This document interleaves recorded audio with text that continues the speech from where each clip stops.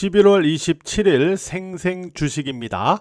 자, 먼저 미국 증시 그리고 한국 증시의 상황, 그리고 대형주 삼성전자와 SK 하이닉스 코멘트 이 순서로 오늘 방송을 진행을 해 보도록 하겠습니다. 자, 먼저 미국 증시를 보면은 다우 지수가 20일 이평선 위로 상승하면서 마감이 됐죠. 그리고 나스닥 지수도 위로 상승하면서 마감이 됐어요. 근데 21 이평선은 우하향으로 저항이 존재할 수가 있었거든요. 그런데도 불구하고 간밤에 나스닥 지수와 다우 지수가 모두 21 이평선 위로 마감되는 그런 모습이 나타났습니다.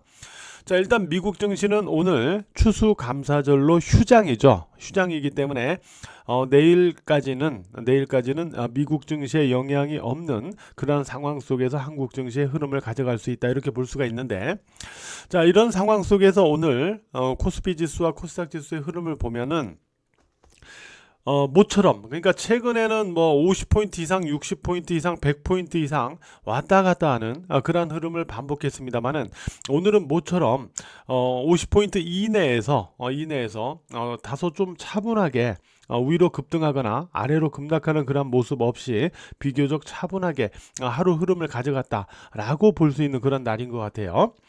자, 이런 상황에서 오늘은 세 가지로 나눠서 한번 체크를 해 보도록 하겠습니다. 먼저 첫 번째로 우리가 체크해 볼 부분인데, 첫 번째로 체크해 볼 부분은 바로 이 전저점이죠. 전저점을 일단 지지를 하고 있다는 점이에요. 그죠? 그래서 제가 여기서도 말씀드렸지만은 저점상 약간 아래에서 마감되는 모습은 있어도 이게 고점 저항으로 밀리는 모습은 없었단 말이에요. 그래서 실질적인 하향은 아니다라고 말씀드렸죠. 왜 그러냐면 제가 말씀드렸다시피 항상 저는 저항을 돌파하는 게 중요한 게 아니고 돌파 안착이 중요하다라고 얘기하듯이, 지지를 하향하는 것도 하향이 중요한 게 아니고 하향에서 고점 저항으로 이렇게 밀리는 흐름이 실질적인 하향이다라고 보는 거죠. 그 실질적인 하향이 없던 상태였죠. 그 말씀을 앞선 방송에도 제가 드렸는데, 궁극적으로 어제 결국은 다시 또 올라가면서 오늘 또 올라갔고요. 전저점을 지지하고 있다라는 거죠. 전저점을 지지하고 있다라는 거는 과열 해소를 일단은 박스권 등락 영역에서 소화하고 있다라고 볼 수 있는 거죠. 우리가 박스권 등락 영역으로 가는 것과 그냥 이렇게 빠져내려가는 거의 차이가 뭐가 있냐면요. 지수상의 차이도 있지만 이렇게 움직여 들어가면 대부분의 주가들이 좀 하락합니다. 근데 이렇게 움직여주면은 그래도 순환매로 수익률 게임이 만들어져요. 순환매로.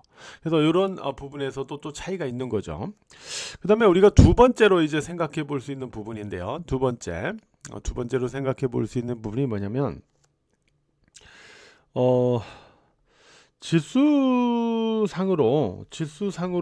우리가 그 생각을 해볼 때, 오늘 21 이평선에 저항이 됐잖아요. 그죠? 보시면 21 이평선 저항되면서 마감됐죠.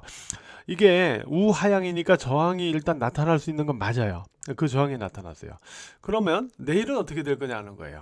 자, 미국 증시 영향이 내일까지는 없다라고 얘기를 했잖아요. 그 상태에서 미국 증시가 앞서 살펴봤지만 21 이평선 위로 마감됐잖아요. 그러면 내일까지는 계속 한국 증시가 21 이평선을 두들길 수가 있다라는 거죠.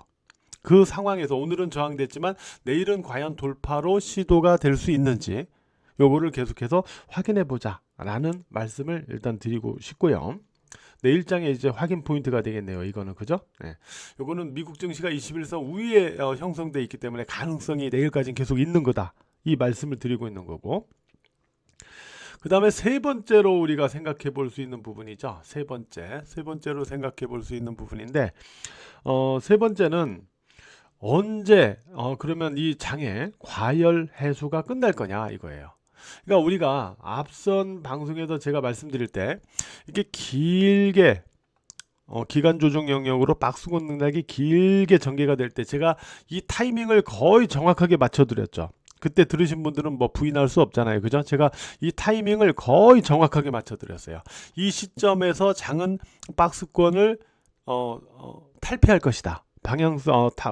박스권을 탈피할 것이다. 그죠? 그때 탈피해가지고 이렇게 올라간 거잖아요. 그러면 여기서부터 시작된 상승에 따른 과열 해소가 과연 언제까지 진행될 거냐, 이거예요. 이 부분과 관련해서는 우리가 두 가지 지표를 살펴봐야 된다라고 보고 있거든요. 그 중에 하나가 환율입니다. 환율. 일단 원달러 환율이 이렇게 올라가 있는 상태에서, 자, 결국은 제가 뭘 보고자 하는 거냐면은 장이 다시 올라가려면 외국인 수급이 살아나야 된다라고 보고 있는 거예요. 최근에 이 과열 해소 구간에서 개인이 매수하고 기관도 매수하고 하지만 막 그렇게 함으로써 뭐 반등은 하지만 이 과열 해소 영역을 벗어나서 다시 재상승으로 연결되지는 못하고 있잖아요. 그죠? 그러면 결국은 외국인 수급이 살아나야 된다는 거거든요. 그럼 외국인 수급이 살아나려면 일단 이 환율에서의 변화가 있어야 돼요. 그죠? 그래서 자, 일단 원달러 환율이 1,450원이나 1,400원이나 물론 뭐 1,400원을 깨고 내려가면 더 확실하고 안 되면 1,450원이라도 또 깨고 내려가는 그런 모습이 있어야 된다. 이 두 가지 어떤 변화는 나타나야 된다라고 보는 게 첫 번째 지표고요. 첫 번째 시그널. 그 다음에 두 번째 시그널이 뭐냐면 신용과 관련된 부분입니다. 최근에 이제 뭐 코스닥이나 코스피에서 신용 물량이 약간씩 소화가 되는 그런 모습은 있어요. 그러나 아직까지는 보면 신용거래 주의선이 지수선 위에서 이격을 갖고 움직이고 있죠. 이게 역전이 돼야 됩니다. 역전이 돼야 돼요. 다시 말해서 이 지수선과 신용거래 주의선의 이격이 완전히 좁혀지거나 또는 지수선이 신용거래 주의선 위로 위치해야 돼요. 지금은 신용거래 주의선 지수선 이렇게 돼 있다면 나중에는 지수선 신용거래 주의선 이렇게 역전돼야 돼요. 이렇게 이러한 시그널이 일단 두 번째로 나타나야, 이러한 시그널이 나타나야 장이 과열 해소를 완성하면서 다시 재상승을 시도할 수 있다. 이렇게 우리가 살펴볼 수 있거든요. 그래서 앞서 살펴본 그러한 두 가지 지표를 가지고 우리가 그 타이밍을 확인해 간다. 이렇게 말씀을 드릴 수 있을 것 같아요. 자, 종목에서는 보세요. SK 하이닉스는 제가 앞서서 얼마라고 그랬어요? 앞서서 이 종목의 기준점 얼마라고 그랬었죠? 60만 7천 원이에요. 그죠? 60만 7천 원이죠?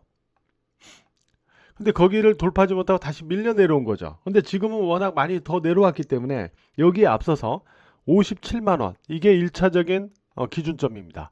즉 기준점은 57만 원을 다시 돌파한짝해야 의미가 생기기 시작한다는 소리예요. 그 다음에 60만 7천 원까지 돌파 안착해야만 이 종목은 재상승의 패턴 기조를 다시 회복할 수가 있다는 거예요. 그러면은 당장은 50만 7천 원에 대해서 일단 먼저 기준점을 가지고 후속 흐름을 우리가 확인해야 되겠죠. 그죠? 근데 제가 삼성전자는 기준점을 얼마로 여러분들에게 말씀드렸냐면 10만 2천 원이었어요. 근데 이 종목은 지금 현재 보면 10만 2천 원을 회복을 했습니다. 그죠?